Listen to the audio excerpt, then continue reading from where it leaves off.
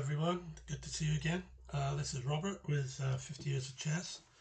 I'm bringing you a game which I played a couple of hours ago, one of two or three that I'm going to be posting, against strong young junior players on the chess arena. There are so many on there, mostly Asian, but this one is European, it's Romanian. His name is Matai Octavian. He's acquired enough points to make it to the Arena Federation Master title, but he has to maintain that for 50 games before he gets a certificate. This is what you do on there. You reach the amount of points you have to get, rating points to get the title, but then you've got to maintain it for X amount of games. Once you do that, then you get the title. He's on the way to doing that. He's already passed the required 1400 for this title, which is not easy to get. The rating system on Arena Chess is different than the British ECF titles. It's lower, but it's still hard because the quality of the players is a high standard. And in this game, he didn't play too bad at all. I'll show you. This is how the game went. The young lad played with the white pieces, and he began with d4. As you can see, I've got a picture of him there where he's just come first in a tournament. I don't know where it was when, but it was recent. He's only not long joined. Only this month, I believe, or just a month ago, and he's rapidly moving up the ratings. So I played knight f6, he played c4, and I played c5 at Benoni type opening. dc, knight c6, knight f3, queen a5. This allows me to pick up the pawn after on c5, and I've got my queen out into the game. So he's played knight c3, c5, e4, e5, bishop e3, queen back to d7, and knight to d5. So I could play either knight takes knight or queen back to d8, but I'll be falling behind a bit in development, so I played knight takes knight, pawn takes knight, and now here is where I had to make my mind up whether I was going to go knight to b4 and this, if attacked, knight then to a6. But I decided that if I played knight into d4, after he takes that knight, I can retake with check. So I get a tempi there and a chance to do something. So I played knight into d4. This is rapid game chess, so we're only getting 15 minutes each. So we haven't got too long to think about things. So he didn't take it because he saw what I was going to do. It's not necessarily bad for him, but I would have been isolated with a pawn on d4, possibly. But then, who knows? I think I got a good game. So I played knight takes knight. He played bishop takes knight on f3. And then I played queen b4. So here I can pick up the c pawn now. So he's gone back with the bishop to block the check. I took c4. And then he's played rook c1. So I've got to be running around a bit with my queen. I could take on a2, but I don't like the idea of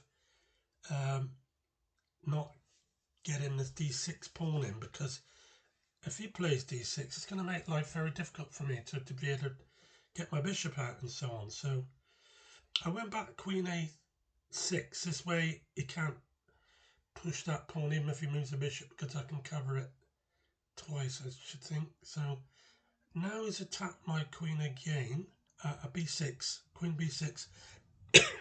So I'm attacking the b pawn, but I'm also still keeping tabs on that d6 square. So he's cancelled, and now I played d6.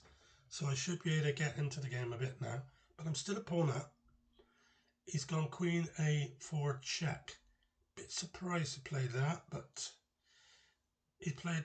I played bishop to e7, attacking the queen, and so he's had to play it. It's gone queen b4. He wants to get the queens off. I think he feels he has a good chance, but personally, he wants to get the queens off. I think I'll be better. I think he's been better up to now, but queen takes queen, bishop takes queen, rook c8. So I think I've equalised and I'm okay. Rook takes rook, bishop takes rook, h3. Just so they got an escape square on the back rank, I should think. Bishop e7, f4. Interesting move. He's trying to get something going here so he can get that pass pawn of his going, but I'm not going to allow it to be a pass pawn, so I played pawn takes pawn, rook takes pawn. And here I had to think about it, and I decided I would castle for safety, because he's going to get bishop to b5 in check. I'd have to intervene with the bishop, and then my king would end up on d7, which wasn't so bad, I suppose. But I castled. Now he's attacking the bishop, which is normal, and I've gone bishop to f6, attacking the b2 pawn. So he's not worried about that. He just wants to play bishop b5, doing something there. But he could have gone bishop takes pawn on d6. I'm not sure why he didn't. I suppose he thought I'd play rook to d8 with the possibility of taking the pawn, but I wouldn't be able to, because he'd have rook to e8 checkmate. So I think he missed something there. I'm not sure, and perhaps I'm missing something. So I played the bishop into e5. This is the move. This is the one where I'm really now in a position where I can think about taking control. He's gone back to e6, e3, rook e3, and I'm attacking the bishop, a6. But he moved the other bishop back. So let me see. I got a takes bishop on b5. He can take the bishop on e5. Pawn takes on e5. Rook takes on e5. So he would have a pass pawn. I'd also have doubled pawns on a doubled pawn on b5. So I don't like the look of that very much. So I just played f6. This way, if he swaps off the bishop, I'll have a central pawn with a pass pawn. And yeah, I like that. I don't think he'd do that. He's got to move his bishop first. But he never. He took it. This was not a good move. I don't think. He should have moved the other bishop, the white square bishop, away from that. So he took, and now he's moved the bishop back to f1. So here we are, rook and bishop endgame. I'm a pawn up. I do have a backward pawn on d6, but I'm not too fussed about that. Bishop b7, bishop d7, rook c3. Now that's not a bad move, because now he's forcing me really to play rook c8. I can't see a better move. Otherwise it's going to come in there and it's going to be hitting that b pawn. So yeah, I have to play rook c8. Rook takes, bishop takes.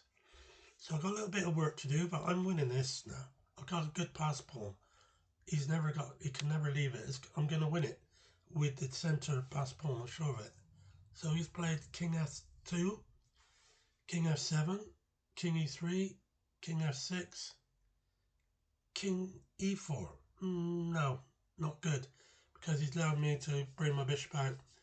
I think what's happening here is what I'm seeing is with a lot of young players, very young. This one's only 10 years old.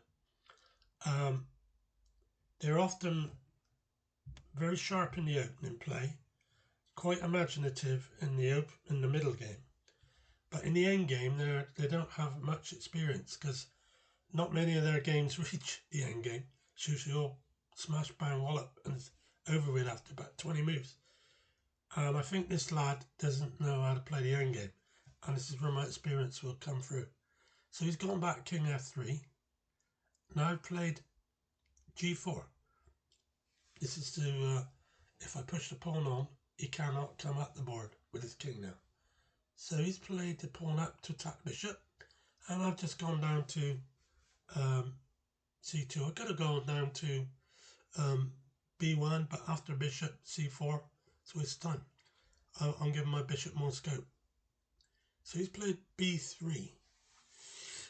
Again, I don't really see what the purpose is. I think he's trying to just stop my bishop coming out to a4 for whatever reason. So I push the pawn on. Check. This allows me now to come in with my king behind the pawn. So he's gone king to e3, king to e5. So I'm gradually getting a good situation.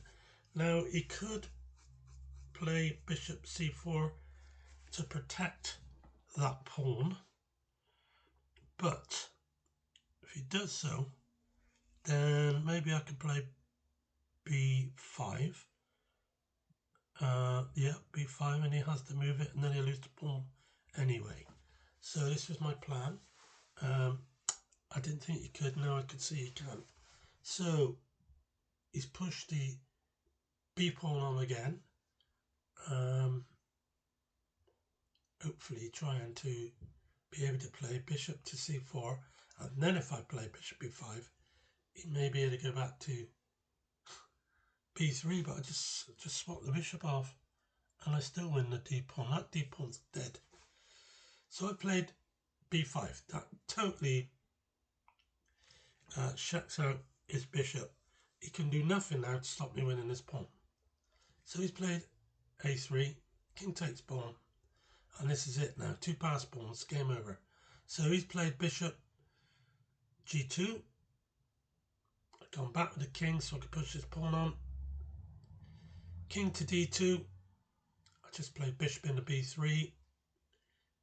King to e3. d5. King to d2. d4. e2. I don't push any pawns at this stage. Just bring the king down a bit more closer. So king to f4. King to f2.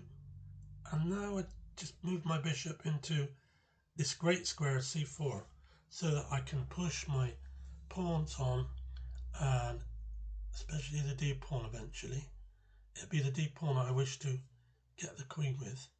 So he's gone back to f1. I would have thought e1 was better, but makes no difference. d3, king f2, check with the e pawn back. And now I have to make sure that I get my queen. How do I do this? It looks to me that I play bishop to b3, and then I've got check on d2, and then queen on d1 in 3 moves. So this is the plan. This should work. Check him first. Goes to d1. Could have gone to d2, to e2, but I would have played... No, he can't go e2 because the bishop's on there, sorry. So you have to play that, yeah. Then I check, like I said, bishop b3, now king e2, then I queen, and it's checkmate. He's got nowhere to go.